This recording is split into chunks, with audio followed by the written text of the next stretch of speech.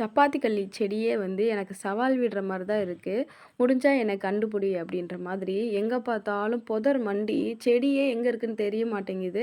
அப்படி இல்லைன்னா வாய்க்கால் எங்க இருக்குன்னு தெரிய மாட்டேங்குது. நம்ம பாட்டுக்கு ஏதாவது குழியில கால விட்டு உள்ள போய் விழுந்துருவோமோ அப்படின்ற ஒரு பயமும் இருக்கு. ஏன்னா எங்க பார்த்தாலும் புதர் மண்டி கிடக்கு. சில இடங்கள்ல எல்லாம் பார்த்தா கள்ளி செடி எங்க இருக்குன்னே கண்டுபிடிக்க முடியல. அந்த மாதிரி இருக்கு. அப்புறம் ஒவ்வொரு செடிகள வந்து கண்டுபிடிச்சு பழங்கள் பறிக்க போலான்னு பார்த்தா, அது ஃபுல்லாமே வந்து பச்சை காயா இருக்கு. பழங்கள் வந்து அந்த அளவுக்கு இல்ல. எல்லாமே வந்து ரொம்ப பச்சை காயா இருக்கு. ஏன்னா மழை வந்துட்டே இருந்துச்சு அப்படின்னா, இந்த காய்கள் வந்து பழுக்காது. சப்பாத்தி கல்லி பழம் சீசன் எப்போங்க்கா அப்படின்னு கேட்குறீங்க. எல்லா டைமும் கிடைக்கும். ஆனா நம்ம தான் தேடி கண்டுபிடிக்கணும். அந்த மாரி தான் நெறைய இடங்கள்ல இப்ப க கள்ளி செடிகள் வந்து அழிஞ்சு போயிருச்சு. அதே மாரி மக்களே அழிச்சிடுறாங்க.